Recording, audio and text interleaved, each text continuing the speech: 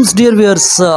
दोस्तों एक बार S D Burman साहब बड़े मुश्किल में पड़ गए थे और एक राग भैरवी पे एक गीत बहुत मुश्किल था जिसको लता मंगेशकर ने गाया था। और 7 दिनों बाद किशोर कुमार ने इस गीत को सुनकर जो जिस अंदाज में 70s के दौर में किशोर कुमार ने गाने गाए, और दोस्तों उन गानों को दोस्तों आप मैच करें जो लता मंगेशकर ने गाए हैं, मोहम्मद रफ़ी साहब ने गाए हैं, मनाडे ने गाए हैं और सिंगरों ने गाए हैं। लेकिन दोस्तों 70s के दौर में किशोर कुमार की आवाज़ पक गई थी और किशोर कुमार की ऐसी इमोशनल आवाज़ थी, इंस्पिरेशनल, क्योंकि Kishore Kumar on trend singer थे।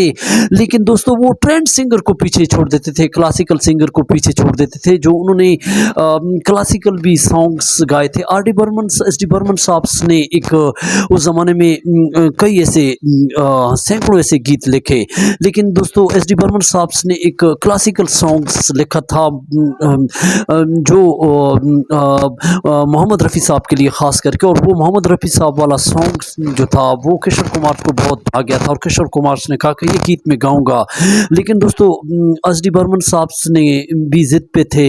लेकिन दोस्तों इस गीत को फिर एस डी बर्मन साहब ने जो इसकी धुन तैयार की और इस गीत को जो लता मंगेशकर ने गाया, क्योंकि दोस्तों किशोर कुमार ने कहा था कि पहले लता गाएगी और फिर दोस्तों लता मंगेशकर ने इस गीत को गाया।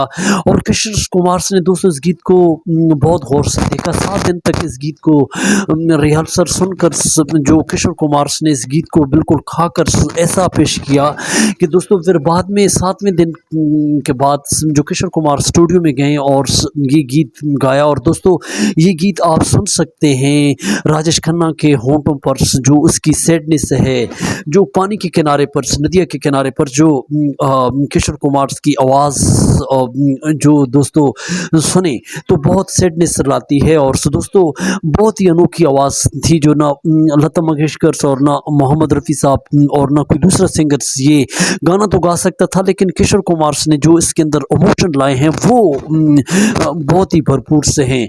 दोस्तों ये उस ज़माने की हम गीत की बात करते हैं जो राजेश खन्ना के लिए किशोर कुमार ने गाया था।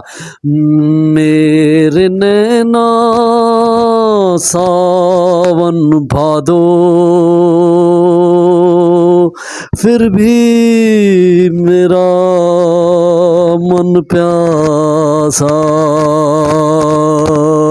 फिर भी मेरा मन प्यासा। दोस्तों ये गाना जो किशोर कुमार ने गाया था, लेकिन इस गाने को कई ऐसे सिंगरों ने आज तक गाया है। लता मंगेशकर ने गाया, कई और सिंगरों ने गाया। लेकिन दोस्तों उन सब गानों को सुने तो किशोर कुमार की आवाज़ एक इंडिविजुअलिटी अलग इसमें नज़र आती है। तो this is the great songs of Kishore Kumar. दोस्तों एस डी बर्मन साहब उस वक्त बहुत हैरान रह गए थे, किशोर कुमार थे। तो दोस्तों ये छोटी सी जानकारी थी। हमारा चैनल सब्सक्राइब करें, लाइक करें। Thank for watching.